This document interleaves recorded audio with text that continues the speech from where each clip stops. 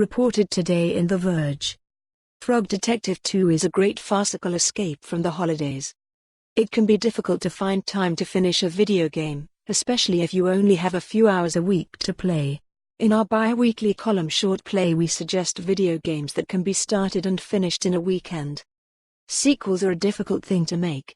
The audience wants more of what they liked from the original, but they also want something different enough to justify its existence. Depending on the medium, that can be a new narrative conceit that challenges the protagonist's growth from the original story, or it could be new gameplay systems that alter how the player experiences the game. Or in the case of the sequel to Frog Detective, it could be when a welcome parade for a mostly invisible wizard gets ruined.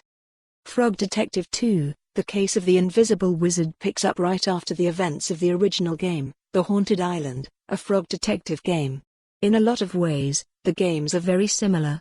Both are first-person adventure games starring the titular Frog Detective, named Frog Detective, and both are mysteries, much in the same way a knock-knock joke is one. When done well, you don't necessarily know where it's going, and that can be pretty amusing. There also isn't much that's new, gameplay-wise. You'll mainly be reading Frog Detective's conversations with various people about the case and how they might be involved. That leads you to end up engaged in a chain of trades with the different suspects, witnesses that is fairly nonsensical. For instance, in the first game, you need to get a rope to go in a hole. But to get the rope, you need to trade someone a banana.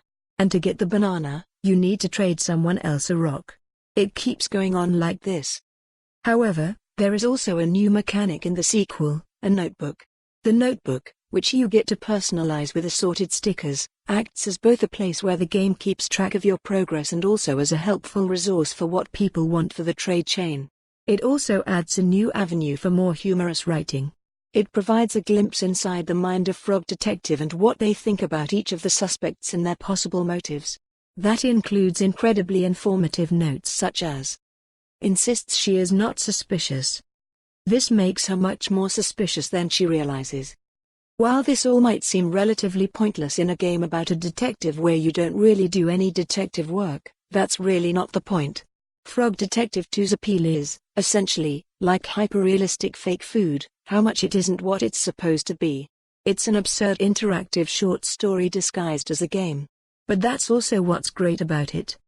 All of the mechanics are just excuses for you to interact with the writing as much as possible. They're how you learn more about the strange. For more on this story, visit the news article link.